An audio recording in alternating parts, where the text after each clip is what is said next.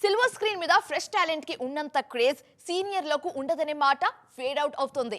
కోలీవుడ్ లో ఆ ఇద్దరిని చూసిన వారు మాత్రం వాళ్ళు పేరుకే సీనియర్లు, వాళ్ళకున్న క్రేజ్ తో పోలిస్తే జూనియర్లు అస్సలు దరిదాపుల్లో కూడా నిలవలేకపోతున్నారని మాట్లాడుకుంటున్నారు. ఇంతకీ వారెవరో మీకు ఈ పాటికే అర్థమైపోయినట్టుందిగా. ఒకటా రెండా బ్యాక్ టు బ్యాక్ రిలీజ్లతో ఫ్యాన్స్ ని ఉక్కిరిబిక్కిరి చేసేస్తున్నారు త్రిష. మొన్నటికి మొన్న ఒకటికి 2 రిలీజ్లు చూశారు. అజిత్ తో విడాముయర్చి క్లిక్ కాకపోయినా గుడ్ బ్యాడ్ అగ్లీ మాత్రం గట్టెక్కించేసింది. ఇప్పుడు థగ్ లైఫ్ లో షుగర్ బేబీ అంటూ హస్కీగా మారిపోయారు ఈ బ్యూటీ. ఉలగ నాయగంతో జోడీ కడుతూ మణిరత్నంతో బ్యాక్ టు బ్యాక్ సినిమాలు చేస్తూ ఫుల్ జోష్ మీదున్నారు Trisha. Same to same Nayan విషయంలోనూ ఇదే జోరు కనిపిస్తోంది.